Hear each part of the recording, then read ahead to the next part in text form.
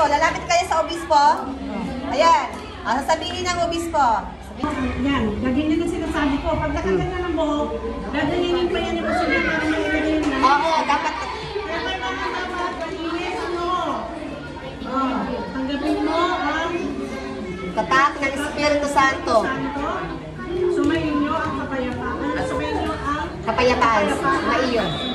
sumayin nyo. Ganun lang. Oo. So na. Okay, naintindihan na?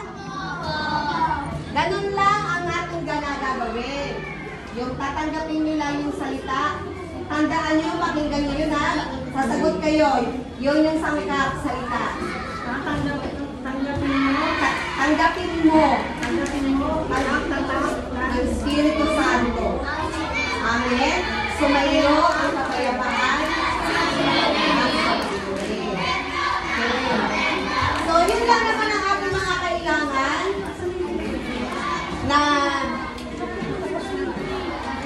dapat yung mga yung mga buhok. Kasi baka mamaya si obispo pa ang magdagaling sa inyo ha. Para mabilis. Kasi madami po. Katulad ng kuya, buhok po. Dapat po ayaw nyo magpagupit, maglagay ng gel. Maglagay ng gel. Kung ayaw nyo magpagupit, taas nyo. Meron pa ba? Meron pa ba ako nakalimutan? Okay. Yung salita, yung sangkap, ay nasabi ko na lahat, yung gagawin nyo sa ritual, paghahanda na sa huling hapunan, ito yung paghahanda ng banal na komunyon.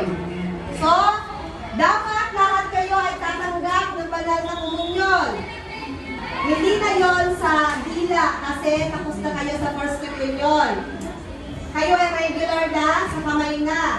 Ibibigay ang hostia. Kailangan doon pa lang sa tapat ng pari o lay minister na nagbibigay ng hostia, isusubo nyo na ang hostia. Isubo, nguyain, lunukin, huwag paglaruan dahil yun ay kabanal-banalang katawan at dugo ni Kristo. At titingnan nyo rin dito sa inyong palad, baka may naiwan na mga maliliit na particles doon. Pulutin ang daliri, kainin. Okay?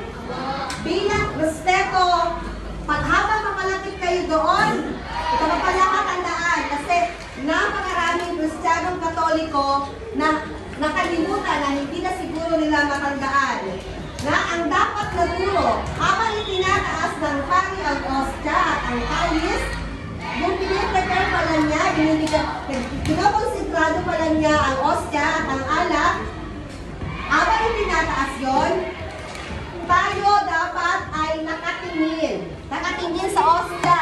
Habang ito, si Kristo ang nag-aalis sa mga kasalanan. Titingin kayo, yung iba naman ng payuko, kaya yung pinataas ng pari para makita natin. Huwag kayong yuyuko, tapos magdadasal kayo. Pag yung hostia ang itinaas, ang dasal ninyo doon, sa Tagalog, Panginoon ko at Diyos ko. Sa English, my Lord and my God. At hostia ang itinataas, ha? Magdasal kayo habang nakatingin kayo sa hostia. Pag yung alak na, ang nasakalis na ang tinataas, ang dadasalin nyo naman, titingin ulit kayo, ang dadasalin nyo habang nakaluhod kayo niya na nakaluhod. Yung mga hindi kayang lumuhod, yung mga kapansanan, may bakal, ay tatayo. Pag nakatayo at hindi talaga kayang lumuhod, dapat ang kamay nakaganon. Okay? Kasi yan ang pinaka-highlight sa misa ay ang pag-consigrate ng o sigrado ng hostia.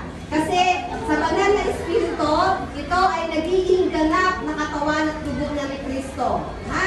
Dugo at katawan na ni Kristo yon. Kaya, buong paggalang natin na irerespeto yung hostia. Okay? So, tatanggapin nyo yung hostia. Siyempre, ganun ang gagawa ninyo.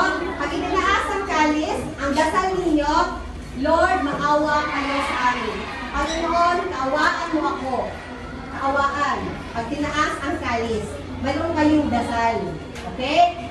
Yun ang kailangan namin ating matutunan bilang Kristiyanong Katoliko na hindi tayo dapat nakayuko habang itinataas ang hostya. Kung meron kayong kapamilya na gano'n ang ginagawa, pwede niyong turuan na dapat tingnan niyo si Kristo. Kaya nga itinaas ng pari yun para tinigan niyo, magdasal kayo. Sabihin niyo sa mga kamag-anak niyo. Dinugtong ko lang yun na dagdag kaalaman bilang mga Kristiyanong Katoliko kapag nagsisimba tayo. Okay? So, nakapag tinanggap na natin ang komunyon, hindi na tayo luluhod ulit para magdasal. So, ang ibig sabihin, kaya tinanggap na natin si Kristo, damhin na natin, i-feel na natin yung moment na nasa atin na nga si Kristo. Uupo na lang tayo ng tahimik at i-feel na natin na kasama na natin si Kristo. Okay? Mahalagang tandaan ninyo na kapag kayo ay tumanggap na ng komunyon, lagi ikat nyo sa isip nyo na si Kristo ay tinanggap ko dahil si Kristo ay mananatili sa akin. Dahil diba, ang katawan at dugo ni Kristo sa banal na komunyon, ang sino man ang tatanggap sa kanyang katawan at dugo, ay mananatili sa kanya magpakailanman. So after niyo matanggap ang komunyon, si Kristo ay nananatili sa akin. Magpakailanman, hindi ako iiwan ni Kristo. Pangalawa, napapatawad ang mga kasalanan. Yung mga venial sin, yung maliliit na kasalanan natin ay napapatawad. So, kailangan natiwala na tayo, sinurrender na natin sa ating Panginoon na napatawad na ang ating mga kasalanan after natin tumanggap ng komunyon. Pero kung meron kayong mortal sin na nagawa, kailangan mag-umpisa. Kasi, ang mortal sin, isang linggo ka lang na hindi makapagsimba, mortal sin na yun. Yes! Kaya, ano mangyayari? Kapag tayo ay namatay na may mortal sin, hindi tayo makakaakyat sa langit. Doon tayo mahulog sa impyerno. Kaya tandaan nyo, sana tayo lagi ay magdadasal na hindi tayo mamatay na nasa loob ng mortal sin. Kaya kailangan natin tumanggap lagi ng kumpisal ng banal na komunyon para mapatawad natin ang kasalanan. Pag tayo namatay, hindi natin alam kung kailan tayo mamamatay. Baka mamaya pag namatay tayo, diretso tayo sa impyerno. Okay? Ang hindi nagsimba ng isang linggo ay mortal sin. Pero tayo naman mga Kristiyanong Katoliko, kahit isang beses lang sa isang taon ay mangumpisal. Tuwing Easter, kailangan yung muling pagkabuhay ni Kristo, mandatory yun, lahat ng mga Katoliko ay mangungumpisal at least once a year. Pero kung sobrang bigat na nagawa ninyong kasalanan, kailangan nyo tumakbo na sa pari at mangumpisal. Kaya yung pagtatanggap natin ng banal na komunyon, kasi mga bata pa naman kayo, mga binyelsin pa lang yan, nadadala pa yan sa pagsisimba nyo, sa pagtanggap nyo ng banal na komunyon. Okay? So, nirefresh ko lang yung ostya, ang katawan ng dugo ni Kristo. Tayo naman ay naiintindihan ng Panginoon, lahat tayo may makasalanan, magdasal tayo at tayo ay, ang awa ng Diyos ay hindi natin masusukat. Basta tayo nagdasal, ang awa ng Diyos ay nandyan palagi. Naiintindihan niya tayo at kinakaawaan tayo ng Panginoon. Hindi tayo pababayaan, dapat tayo lagi nagdadasal. Yung mga basic prayers na ibinigay namin sa inyo, huwag yung kalimutan yun. Dahil panghabang buhay na ninyo yung dadalhin sa inyong pagkatao. Yun ay yung dasal natin. At sana after nyo makumpilan, walang maliligaw ng landas, hindi na kayo magpapaakit sa ibang sekta, hindi na kayo sasali sa ibang simbahan, yung mga born again na may mga banda-banda yung nag-praise, kasi ang tinatarget nila yung mga kabataan kasi masaya daw sa kanila.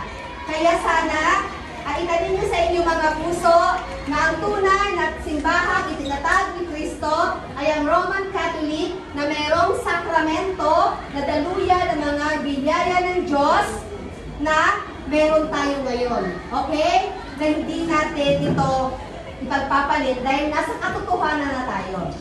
So, yun lang po, naintindihan? Okay, so, ito pa ha, kapag nagdarasal ng Ama namin, huwag natin gagayahin kung ano yung gesture ng pare. Di ba ang pare nagaganyan, gaganon. Tayo ay dapat naka-angel sign. Okay, kasi yung iba, nakaganon pa rin. So, hindi natin dapat ginagaya ang pare. Dapat tayo nakaganyan. Noon, ina-allow na naghawak-hawak ng kamay, di ba? Pero dahil nagka-pandemic na, hindi na yun ina-allow ngayon. Pero meron pa rin ako nakikitang pamilya, na gano'n kung magkakapamilya naman sila. Pero ang tama ay nakaganon tayo, naka-angel sign, naka-amen. Naintindihan, ate kuya? So,